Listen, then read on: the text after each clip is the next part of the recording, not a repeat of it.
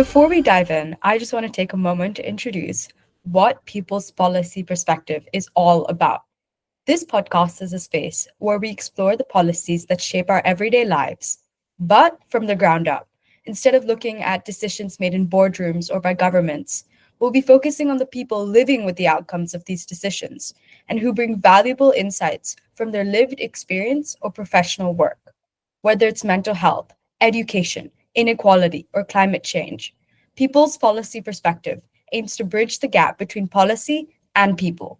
We want to ask, who gets a say? Whose needs are being met? And how can we create a future where everyone is truly seen, heard, and supported? Each episode will feature open, thoughtful conversations with individuals who can shed light on how policies play out in real life. And we'll dig into what's working, what's not, and what's next. So if you've ever felt like policy is something distant or disconnected from your life, this podcast is here to change that. For the youth, by the youth. Hi, Mr. Lowe. It's so nice to have you on People's Policy Perspective. Thank you so much for being here today. This is a really special episode because it's actually the very first one of the podcast. And I honestly can't think of a better way to kick things off than by speaking with someone who's dedicated so much of their life to youth mental health in Singapore. For those who may not know, Mr. Asher Lowe is the founder and current executive director of Limitless. Mr. Lowe is a social worker with extensive experience working with young people. He also has clinical tenures in family, prisons, and youth sectors, as well as experience in law enforcement. Mr. Lowe has a special passion for helping youth who struggle with mental health conditions and has spearheaded research, advocacy, and public education efforts to help promote help-seeking behavior, reduce stigma in youths, and improve public knowledge and skills in trauma-informed care. Having had the privilege to sit in on multiple committees and work groups for youth, mental health, and well-being, Mr. Lowe works closely with other leaders in government, stat boards, and other social service agencies in the mental health landscape to explore how we can build a better ecosystem of support for people with mental health conditions, make help seeking easier, as well as facilitate prevention of said mental health conditions. So, with that intro, let's dive in. To start us off on a personal note, Mr. Lowe, what led you to pursue and be interested in your current field? Well, first off, thanks for having me. Um, what uh, what led me to pursue my interest in this current field? I think it's been a situation whereby I've always worked with young people. So when I was a teenager, I was serving in the church. So I served in the youth ministry, and I was working with or rather, I was leading a small group.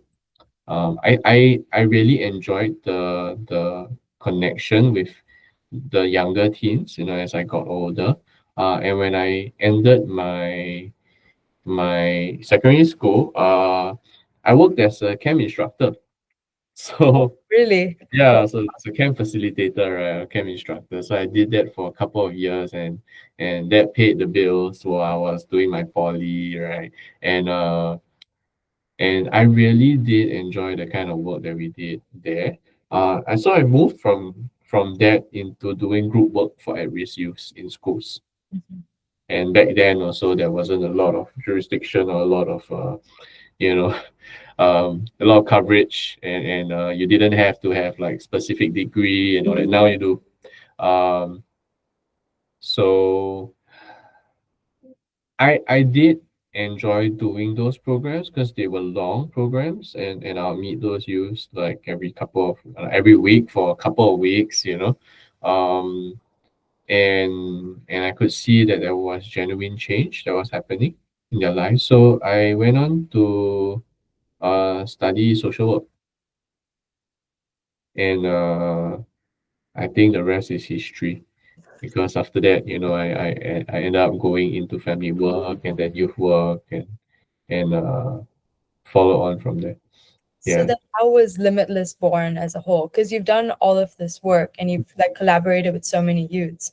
But then how did you feel why was Limitless born and why did you feel that it was necessary for it to be born?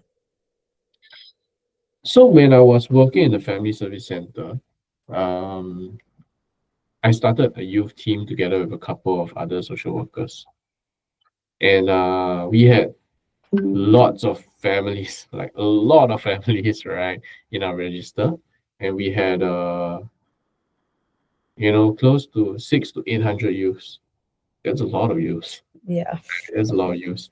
Um, and these families are high risk families, right? So they are poor. They have come from low socioeconomic backgrounds. At risk of drug use, secret society, issues like that. Definitely risk of mental health issues as well. And we decided that, hey, let's try to engage the teenagers, Yeah. so the youths and those who are in IHLs as well.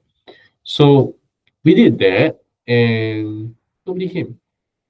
Oh, So we run like programs, and we will like stay up late, and do additional stuff outside of the working hours, and nobody comes, right? So big question I then asked, so a few youths came lah, uh, yeah.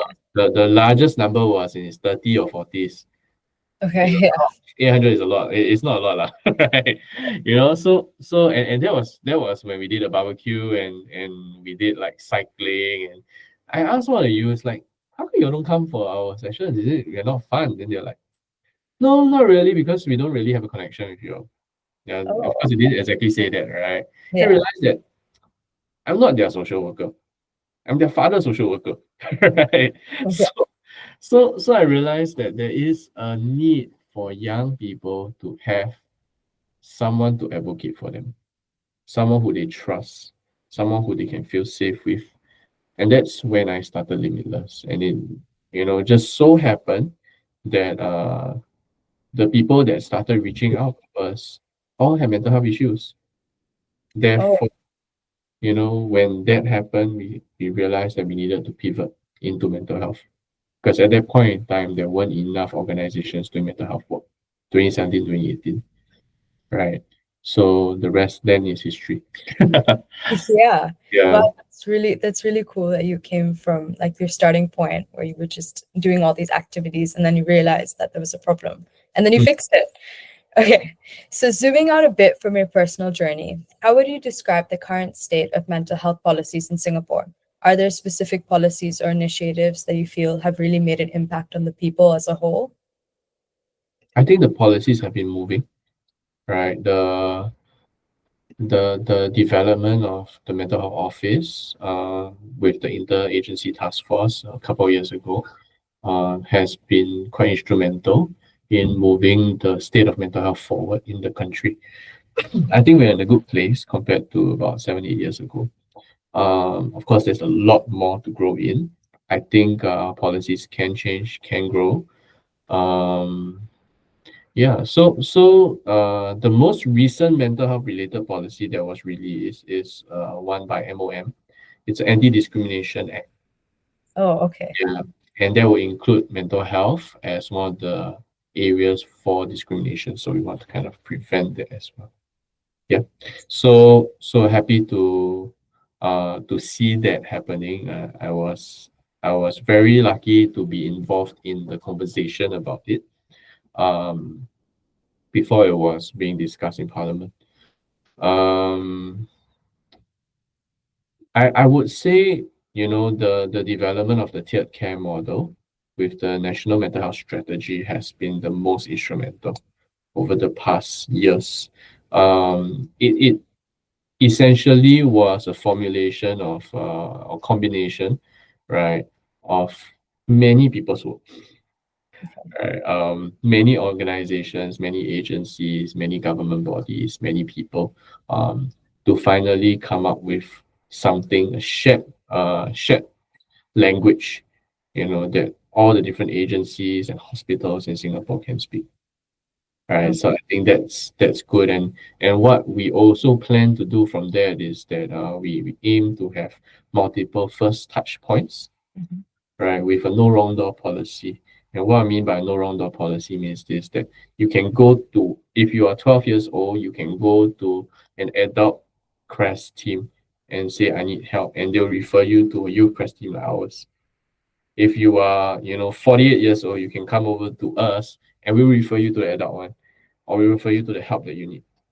Right. So I think that's going to be incredibly important moving forward because we have a history of unfortunately protecting our own space.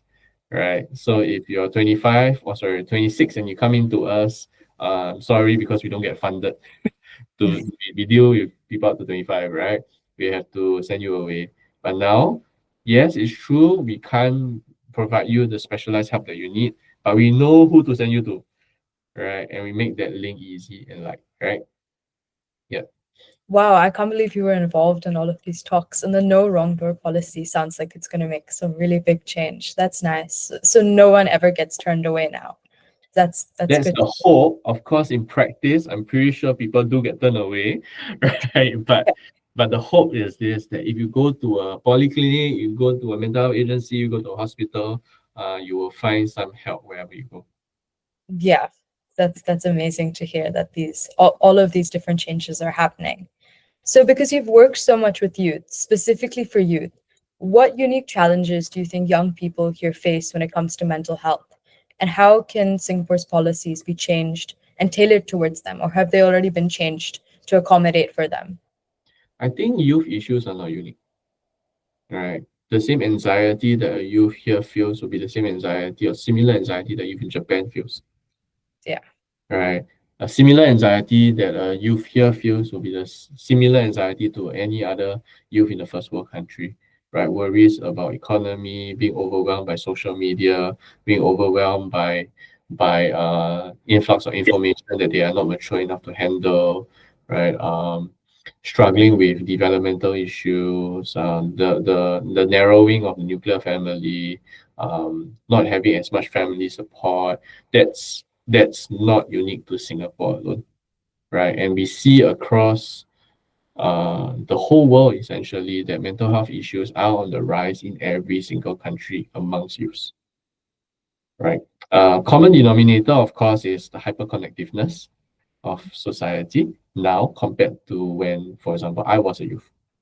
Um, but that said, in Singapore, there are a few things that are quite unique to Singapore, right? One of which is that there is a high demand placed on youth to succeed academically, right? The other is that we still have traditional practices, right? And cultural norms that might not be super good for a youth's mental well-being, right? And you can tell that culturally, there are different struggles that a Chinese youth, Indian youth, or a Malay youth might face, right? And I'm not going to go too much into that, but that said, I think if we look at our academic policies, I think a lot has been done in recent years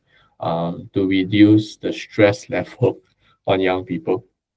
Yeah, including the opening up of different opportunities for work, right? So focus in more arts, Yeah.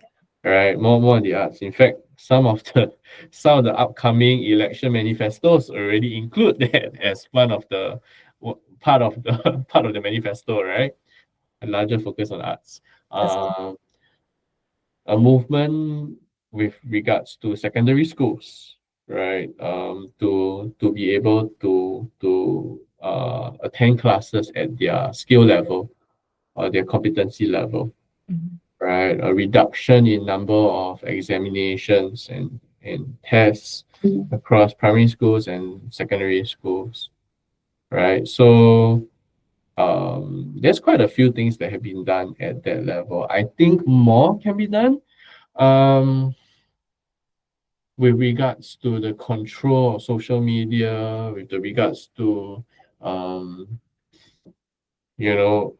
supporting parents, right? I think more can be done with regards to protecting young people and allowing them to seek help early. Limitless is one of the only organizations that opens up our services to use without parents' consent if there's a need for it, Mhm. right? But that said, it's not an unheard of practice because psychologists do this as well. Even government hospitals, psychologists in government hospitals do this as well. But of course, that's a discussion to be had in Parliament, lah. Yeah. you know. Yeah. So there are definitely more that can be done. Um, but I think we've taken very, very good steps forward. I think so too. I think Singapore's for I feel like it's changed, like also Yep. with all, especially the art courses and everything. That sounds like nice changes that are about to come our way. So when it comes to funding and resources, do you think mental health services in Singapore get adequate funding and government support? I think that's a good question, right?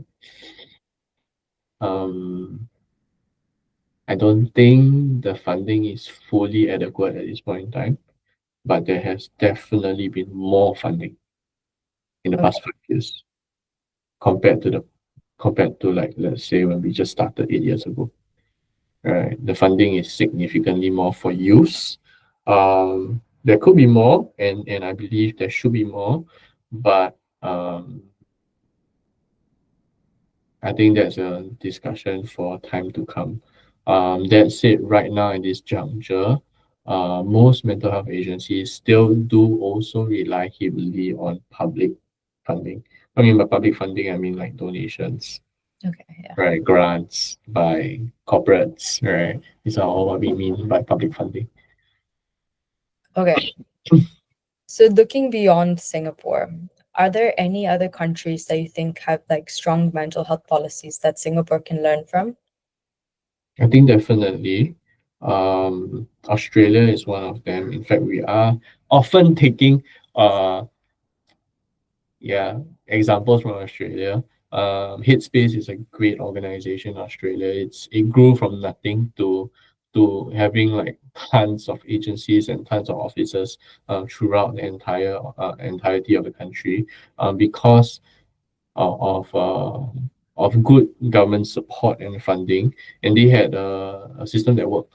Right. In fact, our tiered care model is developed, or rather, it's not developed, but it's taken from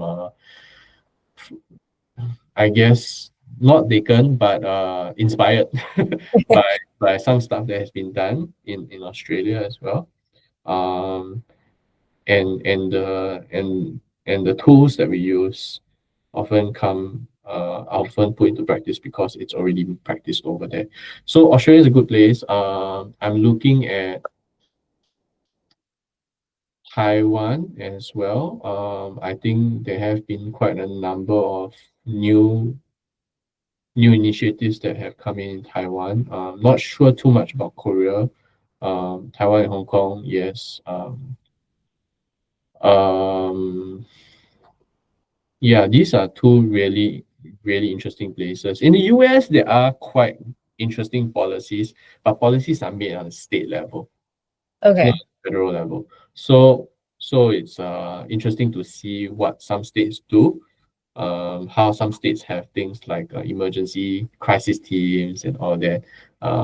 In Singapore, we have SOS, but over there, they are super well funded for their crisis teams. Um, yeah, so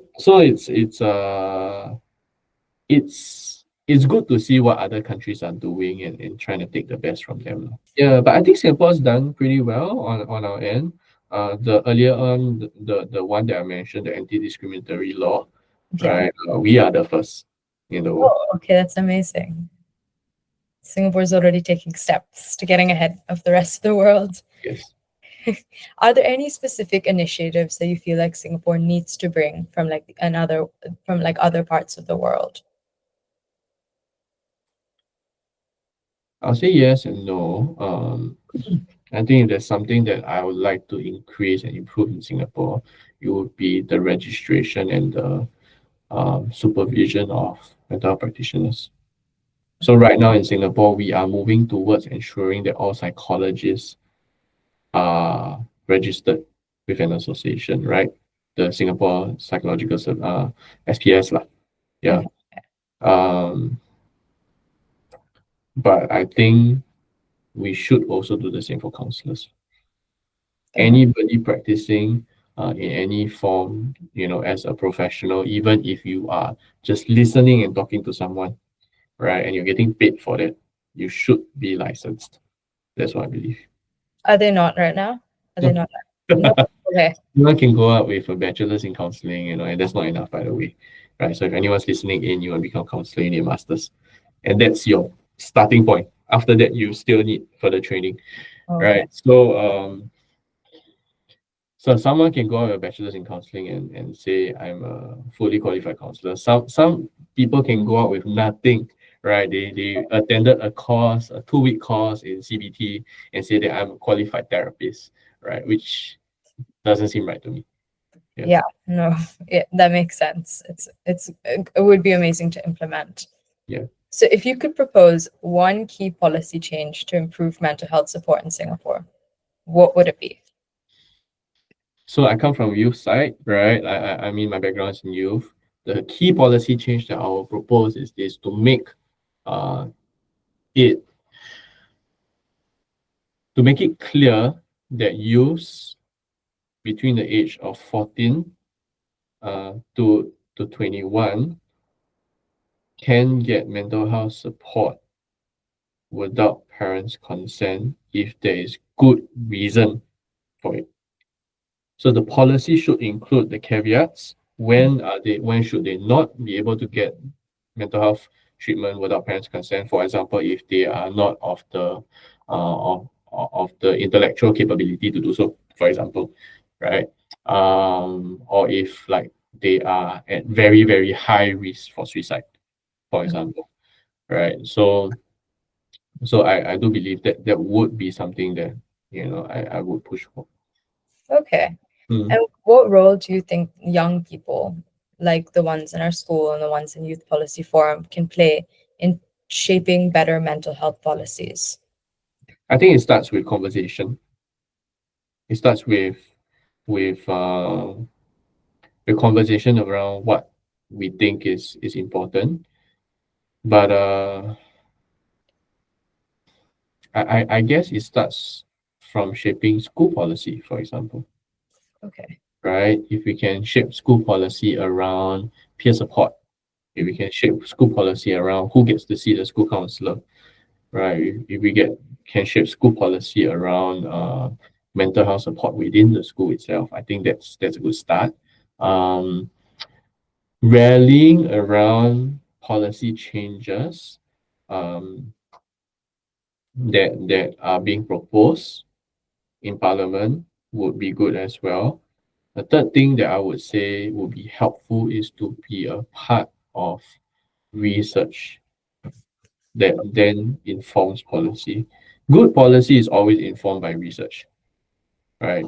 So if we think about it, then your who are the best people to be involved, right? Which would be students, lah. Yeah, for Yeah. sure. Research. So if you can be involved in that kind of research, either starting your own research or being involved in university level or above, research papers or research studies, I think that would be very helpful.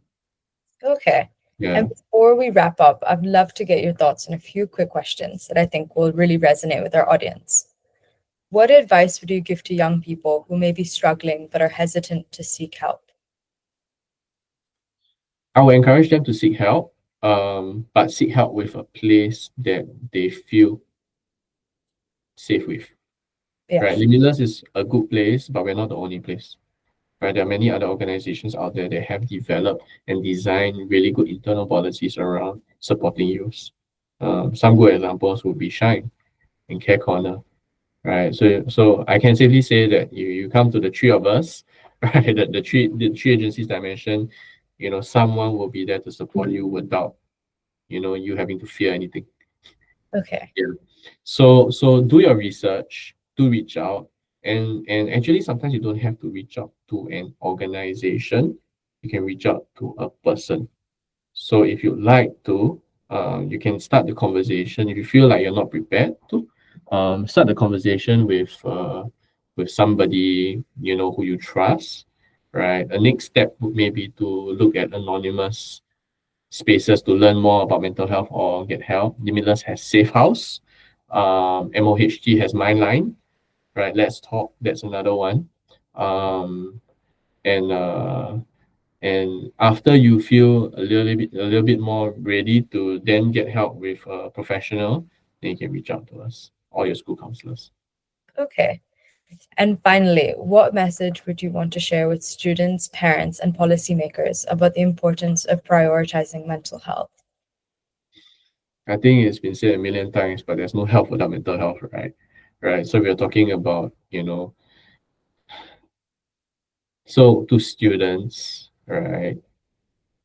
It doesn't matter if you do extremely well in school, but you cannot attend your next, the next place, right? You aren't in a good mental state to take care or to succeed in your next phase in life, right? So take care of your mental health. I think that's more important.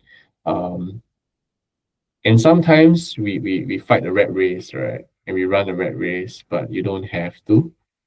Yeah, you can be a year behind and still succeed. Yeah, but make sure that you prepare yourself and lay the foundations for future success. And part of that is taking care of your mental well-being. Yeah.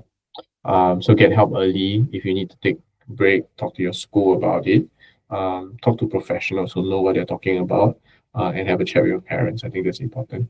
Parents, I encourage you to look out for your kids. I think let them know that they're loved. Sometimes they don't hear that. And hear and build resilience where you can. Yeah, I think it's a large part of parenting, mentally healthy use to build resilience.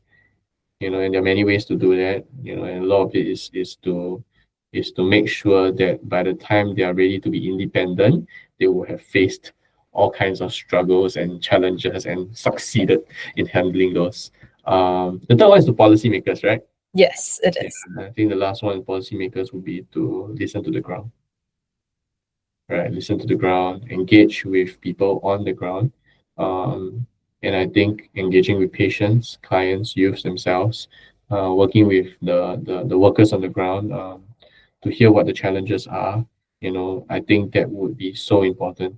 Um, and to prioritize not just um, the feedback from doctors, but to equally prioritize the feedback from other mental health professionals as well.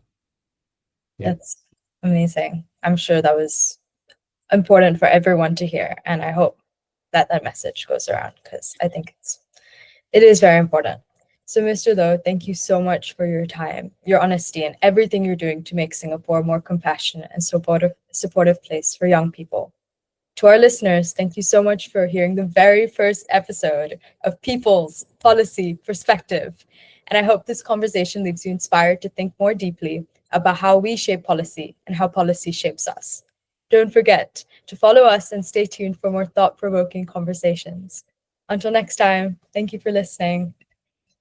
Thank you.